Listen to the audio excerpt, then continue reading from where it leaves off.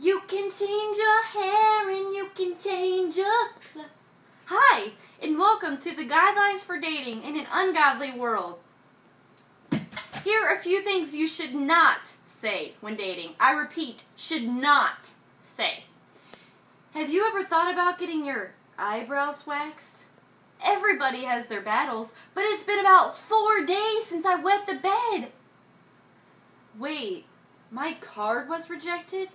You can pay for this, right? I told them it was your birthday, so we can get a free dessert. Just go with it. For those who are dating or preparing to date, there are a few things to consider. Date with purpose. Don't date just to date. Date with marriage in mind. Growing up, my dad always told me, never date anyone you wouldn't marry. And that may sound dumb or even a bit scary, but every time you date someone, a piece of your heart is invested and torn off. And by the time you meet the one, you don't have a heart to give. So number 1, date someone who loves Jesus. I always love the saying, a woman's heart should be so wrapped up in God that a man needs to seek Him in order to find her. Put God first and always. And if you have to sacrifice your morals to get the attention of someone, they are not worth your time. So number 2, when dating, there must be compatibility and connectivity. What in the world does that mean? You can't date someone you don't get along with and have no desire to explore their interests. For example, if they love baseball or softball, you need to be willing to talk and watch baseball or softball. Being Red Sox and Yankee fans, on the other hand, is something you cannot compromise. I'm just kidding. But you need to know that right off the bat. See what I did there?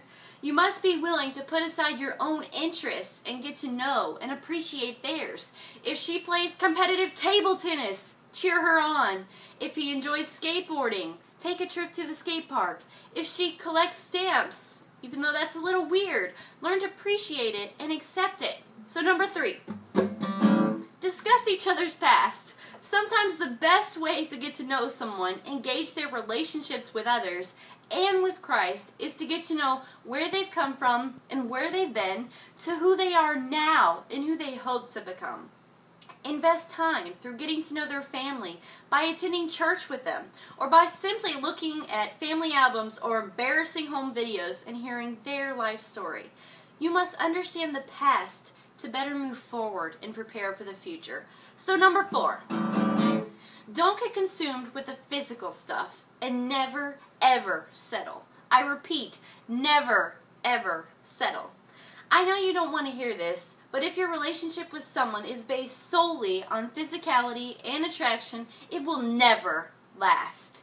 When I first started dating, I set a lot of rules because I didn't want my morals to ever be forgotten and compromised. And it was important in understanding and realizing if someone really likes you for you and wants to truly get to know you, they will.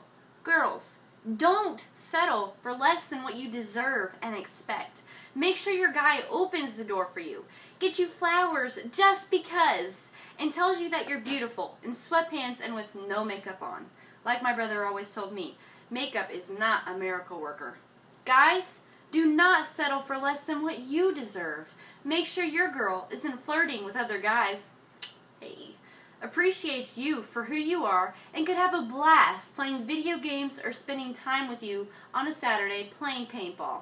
Set boundaries and guidelines to make sure your relationship stays centered on Christ and keep Him as the core of all your relationships and friendships. Do not compromise. Do not settle. Never compromise your morals, convictions, and boundaries. Here are some do's and do nots in relationships. Do not try to be someone else to impress your date.